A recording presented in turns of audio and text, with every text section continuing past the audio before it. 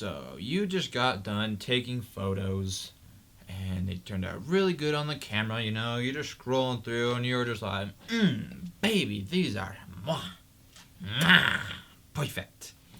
And then you get home and you get on your computer and you throw them on and you go, bloop, and then you start looking through them and you're like, I don't remember it being this grainy. And you're like, hold on just 1 second now.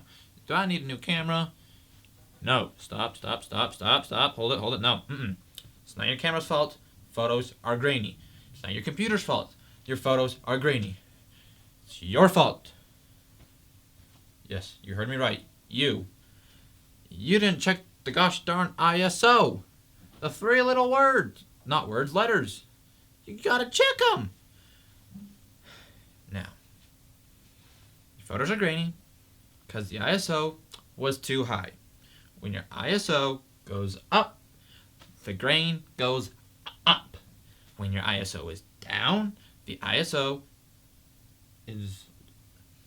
No. When your ISO is down, the grain goes down. Or what's the right word? Better than grain. Digital noise. The correct word, digital noise, goes down as the ISO goes down, and vice versa. It goes up with the other way. But you're like, wait a minute. My photos are dark though. I need to bring the light up so it's brighter. There's other ways to do it. You don't need your freaking ISO to be through the freaking roof. You can leave it, you gotta leave it kind of on the lower end. If you can leave it low, it's better. You can change the brightness with like your shutter speed or your f-stop. That'll change the brightness. You use that instead. It won't give you that grainy garbage. Would you rather have a grainy garbage photo or a good photo? Very simple. ISO, if it's light outside or inside or wherever you are, if it's light, you want to have it down low. If it's dark, you can have it a little bit higher, but you don't want to push it too high that it screws the photo. So for like you night photographers, you know, don't blow it out. That can cause problems. And keep it in like a good range where it's not grainy, but it's not pitch black, you know?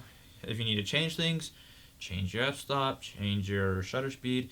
There's other things you can change to bring out some more light, make the photo clear, make it better, than instead of changing the ISO. Okay? Good? You got all that? Now, the last thing before we say goodbye, cameras. Each one's different. So, story time.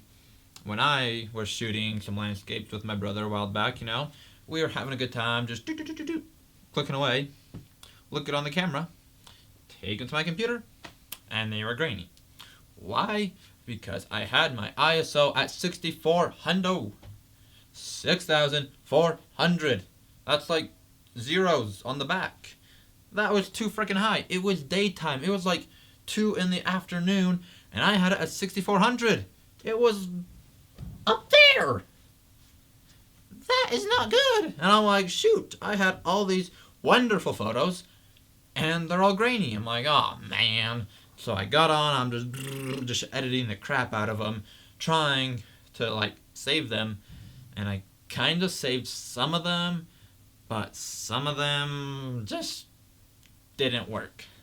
So to save you from that, keep the ISO down at a lower number, and you should be good. Okay?